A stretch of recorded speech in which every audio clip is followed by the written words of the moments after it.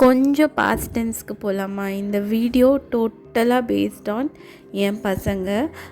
இது வந்து ஒரு கோவிட் பீரியட் டைமுங்க. அவங்க வந்து வீட்டை விட்டு, அதாவது கோவிட் பீரியடில் எல்லாருமே வீட்டில் இருந்தோம். ஸோ பசங்களாலேயும் எதுவுமே பண்ண முடியல. நாங்கள் வேறு அப்போது மும்பையில் இருந்தோம். அந்த பீரியடில் அவங்கள வீட்டுக்குள்ளேயே அடைச்சி வச்சு 1 ஏதோ ஒரு விஷயத்துக்காண்டி நாங்கள் வெளியே போயிருந்தோம். அங்கே இந்த பார்க் இருந்தது. இந்த பார்க்கில் அவங்க என்ன ரணகுலம் பண்ணாங்க, அதுதான் இந்த வீடியோ ஃபுல்லாகவே இருக்க போகுது. நீங்கள் பாருங்கள். இந்த வீடியோ வந்து க்யூட்னஸ் ஓவர்லோடுங்க. நீங்கள் பார்த்தீங்கன்னா உங்களுக்கே பிடிக்கும். அவங்க 2 பேரும் எவ்வளோ சேட்டை பண்ணுறாங்க.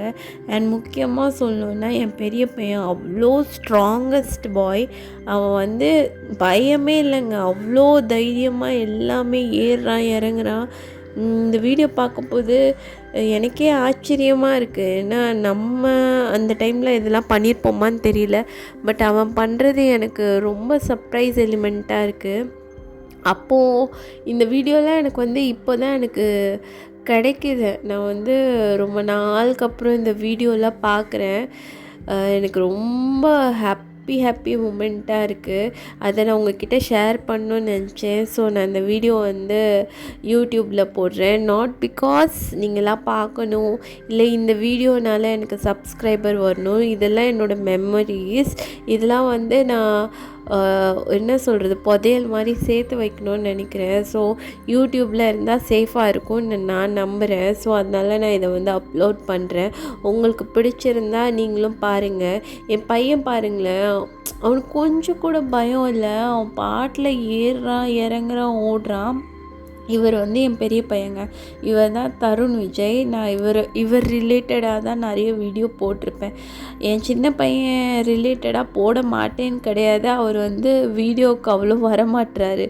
பட் இவர் வந்து அம்மா இதை பண்ணலாமா, அம்மா இப்படி வீடியோ போடலாமான்னு அப்படி கேட்டுட்டு இவரே வந்து வாலண்டியராக வராரு.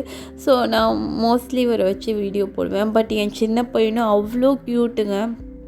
பாருங்களேன், அவ்வளோ சமத்து. இவங்க 2 பேருக்குமே வெறும் 1 இயர் டிஃப்ரென்ஸ். 1 இயர் 1 மந்த் 1 டே, அவ்வளோதாங்க டிஃப்ரென்ஸு. 2 பேருமே நிஜமாகவே ட்வின்ஸாக பிறக்க வேண்டியவங்க தான். எப்படின்னு தெரியல. பட் கரெக்டாக அதான் சொல்கிறேனே, 1 இயர் 1 மந்த் 1 டே தான் டிஃப்ரென்ஸ். மற்றபடி இவங்க ட்வின்ஸாக தான் பிறந்திருக்கணும். பட் நிறைய பேர் இப்போது வந்து இந்த குழந்தைங்களாக இருக்க போது கூட லைட்டாக வித்தியாசம் தெரியுதுங்களா? இப்போ பெரியவனாகி அந்த வித்தியாசமே தெரில. எல்லாருமே கேட்பாங்க ட்வின்ஸான்னு.